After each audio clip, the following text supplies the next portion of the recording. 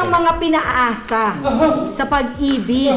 Ikaw ba, Dennis? Meron ka ng ganyan? Parang experience mo na ba yan? Parang hindi naman? Never. Parang hindi ako nagpapaasa ng mga tao eh. Kasi kung meron akong gusto, sinasabi Sabi ko mo agad? Oo, diretso. Oo nga naman. Huwag ganun. Huwag ganun! Hindi, yung ikaw naman yung umasa, meron bang ganun? Ako yung umasa... Hindi din. Parang wala pa. Wala pa naman. So naman, aasa pa ba to? Parang heller, pag sinabi niya, di gaganto ka, opo. Talaga. Kayo, hindi ko na kayo tatanungin. Bakit naman? Alam ko na. Kasulat, isama mo doon ano sa question. Alam ko na. Sige na nga. O, bubay ko muna. Pinaasa ka na ba? Lagi. Ano na? Lagi. Oo. Pinaasa sa? Sanayan lang yan. Mainit na siya. Dapat positive ka lang. Mangyayari din to. Saan ba mangingitlog din yan? Ayun, ganon. Ikaw, Inday. Pinaasa? Lagi, matik na yun. Kumbaga yung nauna ko agad din na-expect, di ba? Parang nasusurprise ka pag biglang umuo siya. Yes! Ganon ha. Okay. Sige, gusto ko. Ang galing namin, meron ang blending doon. Yung iyo.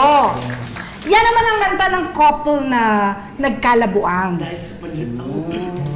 Kasi yung isa ng loko. Na-experience.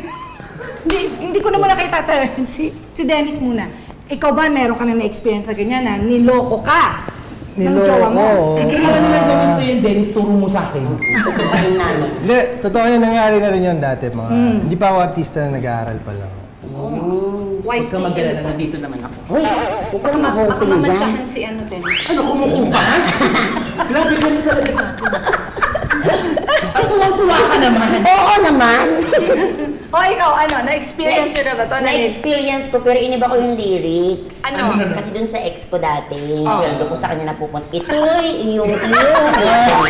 So talagang bigay lahat. Bigay todo. All in. Ano bang uring pangloloko yun, Dennis? Well, yung feeling mo, kasi parang normal na yung third party, ano? So, normal na yun. Pero, meron pa bang mas masakit doon? O yun na yung sukdulang klase ng pandoloko? Siguro yung fact na pag hindi nagsabi ng totoo, tapos pag may mga tinatago, yun yung nakakawala ng tiwala na mahirap nang ibalik ulit. Actually, oo. Matindi yun eh. Matindi yun, oo. Losing the trust of your partner. Mahirap yun kasi mahirap na nga ibalik. Oo. Respeto, nandun lahat eh. Pati yung pagmamahal medyo nag-fade, no? Pagka na-turn off ka na. Ikaw ba ganon?